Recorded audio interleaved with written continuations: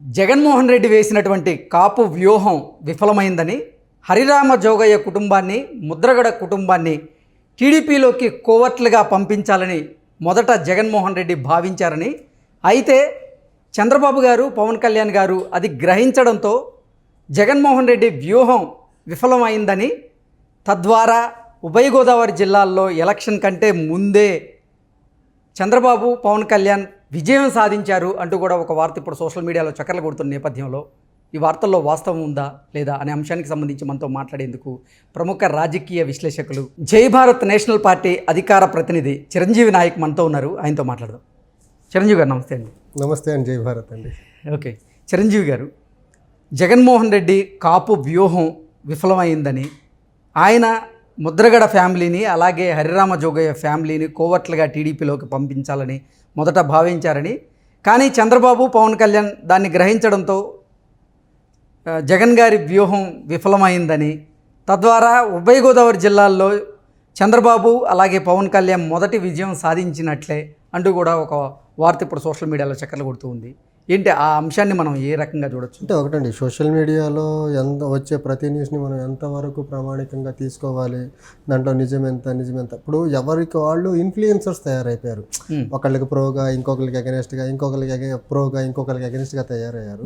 But ఒకటైతే clear అండి, రాను రాను మనకు టెక్నాలజీ పెరిగే కొద్దీ సమాజంలో ఏదైతే మనకు సోషల్ బ్యారియర్స్ తగ్గాలి, కానీ టెక్నాలజీ పెరిగి సొసైటీలో టెక్నాలజికల్ అడ్వాన్స్మెంట్ ఎంత స్పీడ్గా జరుగుతుందో సొసైటీలో సోషల్ బ్యారియర్స్ ఇంకా కులాల పరంగా గ్యాప్స్, కుల రాజకీయాలు, కులపరమైన డివిజన్స్ ఏవైనా ఇంకా రకరకాలుగా పెరుగుతూ ఉన్నాయి. ఇది ఆంధ్రప్రదేశ్లో చాలా తీవ్రమైన స్టేజ్లో ఉంది. దాన్ని మేము చాలా శోచనీయమైన అంశం ఇది. సో మా పార్టీగా మేము ఎలా చూస్తామంటే, మనము మా అధ్యక్షులు వారు ఎప్పుడు చెప్తూ ఉంటారు, మనము మతాన్ని పూజగదిలో ఉంచాలా, కులాన్ని ఇంటి గడప వరకే ఉంచాలా. ఒక్కసారి ఇంటి గడప దాటి మనం బయటకు వచ్చిన తర్వాత మనం సమాజంలో రకరకాల మనుషులతో కలిసి బతకాలి. సో దీంట్లో భాగంగా మనం ఏంటంటే, ఒక సమాజంగా ముందుకెళ్లాల్సిన తరుణంలో రకరకాల కులాల ప్రస్తావన రాజకీయాల కంటగట్టి కుల రాజకీయాలు చేయడం అనేది శోచనీయం. ఎవరు చేసినా శోచనీయమే. దానికి జై భారత్ నేషనల్ పార్టీ ఎలా చూస్తుందంటే, మేము కులపరమైన రాజకీయాలు చేయము, అభివృద్ధిపరమైన రాజకీయాలు చేస్తాము. మా ఎజెండా కూడా రాష్ట్రం అభివృద్ధి చెందాలా, రాష్ట్రం అభివృద్ధి చెందాలి, రాష్ట్రంలో ఉన్న అన్ని వర్గాల వారు బాగుపడతారు. సో రాష్ట్ర అభివృద్ధి పరంగా రాజకీయాలు చేయాలి, కానీ కులపరమైన రాజకీయాలు చేయడం చాలా శోచనీయం అండి. పర్టికులర్లీ మన రాష్ట్రం ఆంధ్రప్రదేశ్, తెలంగాణగా ఇప్పుడు అసలు దేశవ్యాప్తంగా నడుస్తుంది కుల మతాలను అనుసరించి రాజకీయాలు నడుస్తుంది. అది కాదనలేని నిజం. నేను కాదనట్లేదు. దాన్ని బ్రేక్ చేయాలి. ఎక్కడో దగ్గర కొన్ని కలెక్టివ్ ఫోర్సెస్, మంచి ఫోర్సెస్ ఒక ప్లాట్ఫామ్ మీదకి వచ్చి ఈ కుల మత రాజకీయాలు, కుల మతాలకు అతీతమైన రాజకీయము, అభివృద్ధి పరమైన రాజకీయాలు, రాష్ట్ర దేశం యొక్క హితం కోరే రాజకీయాలు జరగాలి, కానీ ఈ రకమైన కులాల కుంపట్లుగా రాజకీయాలు రగిలించడం అనేది శోచనీయమండి.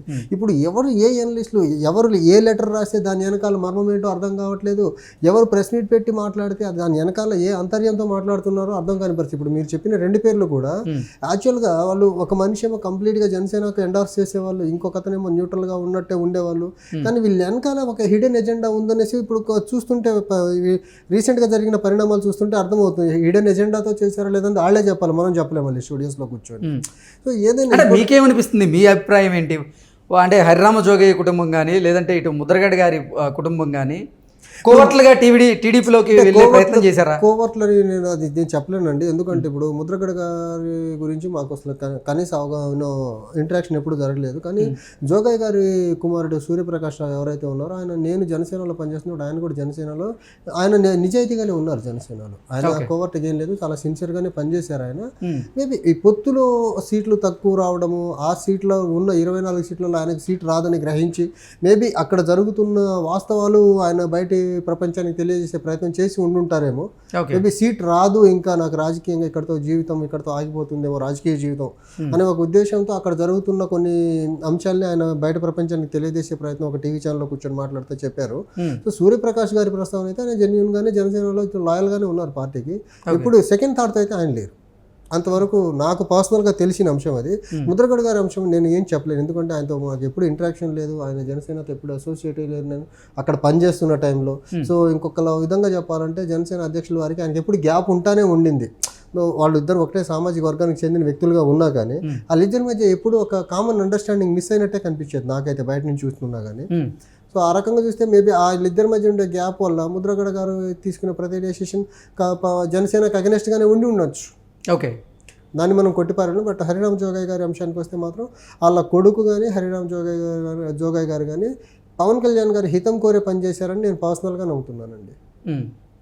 అంతేగాని వాళ్ళిద్దరూ అసలు ఈ రెండు కుటుంబాలు కోవట్లు అయితే కాదు, జగన్మోహన్ రెడ్డి కోవట్లుగా వాళ్ళని ఆ టీడీపీలోకి పంపించలేదు మనం చెప్పలేం కదండి. ఇప్పుడు ఎవరు ఎలా పని చేస్తారని మనం స్టూడియోలో కూర్చొని చెప్పలేం కదా. వాళ్ళిద్దరి మధ్య ఎలాంటి సంభాషణలు జరుగుతున్నాయా లేదా, అసలు ఏదైనా మాట్లాడుకున్నారా లేదా మనం చెప్పలేం కదా. ఇదంతా మీరే చెప్పారు కదా, సోషల్ మీడియాలో ప్రచారం, అది ప్రచారమే.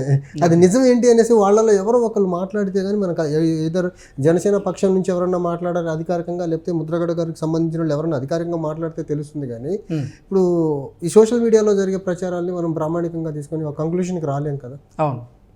సో కానీ సోషల్ మీడియాలో జరిగే ప్రచారాల మీద కూడా కొంచెం ఇది దీంట్లో ఎంత నిజాలు ఉన్నాయనే అంశాన్ని కూడా కొంచెం క్లీన్గా మనం గమనించాల్సిన అవసరం అయితే ఎంతైనా ఉందండి. ఓకే, మీరు చెప్తున్న దాని ప్రకారమే తీసుకుందాం. ఆంధ్రప్రదేశ్లో అసలు కుల సమీకరణాల ప్రకారం రాజకీయాలు నడవట్లేదు అనుకుంటా. కుల సమీకరణాల ప్రకారంగా నడుస్తుంది రాజకీయం అంతా, కులాల చుట్టే రాజకీయాలు తిరుగుతుంది. ఇప్పుడు ముద్రగడ గారు కానీ లేకపోతే హరిరామ జోగరి గారు కానీ ఇప్పుడు టీడీపీకి అలాగే జనసేనకు దూరం అయ్యి వీళ్ళు వైసీపీకి చేరువయ్యారు. ఈ నేపథ్యంలో ఈ ప్రభావం రానున్న ఎన్నికల మీద పడే అవకాశం కనపడుతుంది. ఒకటండి, ఒక వ్యక్తి చుట్టూ కులం మొత్తం ర్యాలీ అవ్వదండి. ఒక వ్యక్తి చెప్పింది ఆ కులం మొత్తం వినాలనేది, పర్టికులర్లీ నంబర్ పరంగా ఎక్కువ ఉన్న కులాల్లో ఒక వ్యక్తి చెప్పినట్టు ఆ కులంలో అందరూ నడవబోరు. అది మాత్రం 100%. ఇప్పుడు జోగయ్య గారు ఒక స్టాన్స్ తీసుకున్నంత మాత్రాన, ముద్రగడ గారు ఒక స్టాన్స్ తీసుకున్నంత మాత్రాన ఆ కులం మొత్తం వాళ్ళ వెనకాల ర్యాలీ అవుతుంది. కాపు ఉద్యమ నేతలుగా వాళ్ళకి మంచి గుర్తింపు ఉంది, పేరుంది. ఇప్పుడు హరిరామ జోగయ్య గారేమో ఆయన చేయని పదవి లేదు. అవును, అంటే ముఖ్యమంత్రి పదవి తప్పితే మంత్రి పదవి చేశారు, శాసనసభ్యుడిగా చేశారు, శాసన మండలి సభ్యుడిగా చేశారు, ఇలా రకరకాల పదవుల్లో ఆయన చేశారు, రాజ్యసభ సభ్యులుగా చేశారు. ఈ నేపథ్యంలో అంటే ఆయన ప్రభావం ఆ సామాజిక వర్గం మీద ఉండే అవకాశం లేదంటారా? ఉండదని నేను అనుకుంటున్నానండి. ఎందుకంటే ఇప్పుడు ఆ సామాజిక వర్గం మీద ఆయన ప్రభావం ఉండి ఉంటే 2009లో ఆయన ప్రజారాజ్యంలో ఉన్నారు.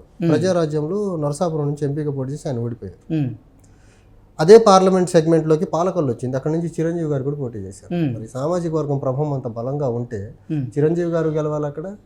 వీళ్ళు చెప్పినట్టు ఉద్యమకారులు వీళ్ళు కులానికి ఏదో చేశారు, లేకపోతే ఆ వర్గానికి ఏదో చేశారు అనుకుంటే జోగయ్య గారు కూడా గెలవాలి. జోగయ్య గారు ఓడిపోయారు.